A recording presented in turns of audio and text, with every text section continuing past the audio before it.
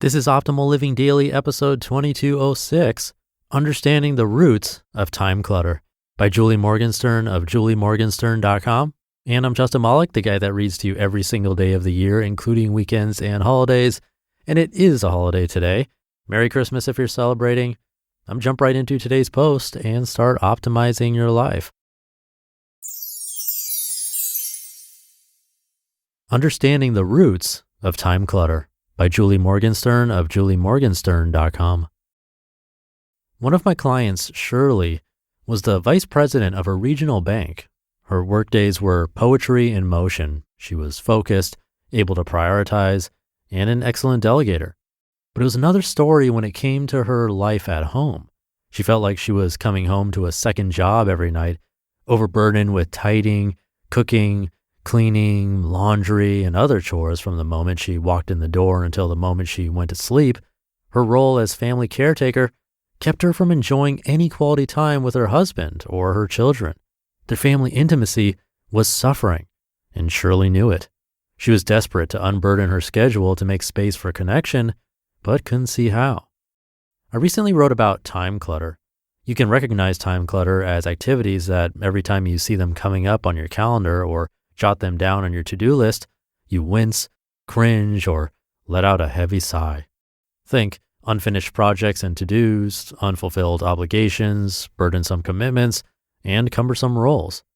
And though we love to let these things go, there's a part of you holding on. Why? Because we form attachments to activities, even activities we don't like. Before we can let go, we have to understand our attachment. We ultimately discovered Shirley's underlying attachment to her excessive family caretaker role by probing one peculiar task. She mopped the kitchen floor every night. When I asked why, Shirley looked at me dazed and said, "Well, that's what my mother always did." I then asked, "Did your mom work?" Answer, "No." The role of family caretaker represented Shirley's unconscious attachment to being the quote-unquote perfect 1950s mom, just like her mother had been, except her mother was a stay-at-home mom. Shirley had gotten caught up doing all the family chores because it was an unconscious way to say, "I love you." It just happened to be a very, very time-consuming approach, and one that actually didn't have the impact she intended. Because she was always so busy and burdened by housework, she never had time to spend talking or relaxing with her family, something her husband and kids craved. Like Shirley, the key to discovering your attachment to the clutter in your schedule is to trace it back to its roots, remembering when you acquired the commitment and reconnecting to your original intentions. Asking yourself the following questions may help guide you through this process. When did I first acquire this commitment? How long has this task felt so burdensome? Why did I originally take it on? Have I already fulfilled that intention in other ways since? If I still have that need, is this the most efficient way to achieve that goal? Ultimately, burdensome commitments tend to make their way onto our calendars and to-do lists in one of three ways. Number one, obsolete need. We chose to take on a responsibility or assignment because it was the sensible thing to do at the time. The activity or commitment may have addressed a legitimate need at the time you acquired it, but it has since lost its relevance. If you can identify something as an obsolete need, it becomes a lot easier to simply let it go. Number two, right impulse, wrong activity.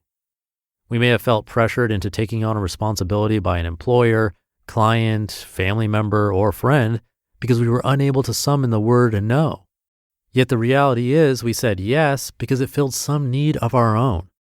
Volunteering to chair the annual company retreat or plan the family reunion may have come from a very noble desire to make a contribution, but if the activity turned out to be more draining than enriching, it may be time to drop or delegate the task and look for a more productive way to fulfill that need.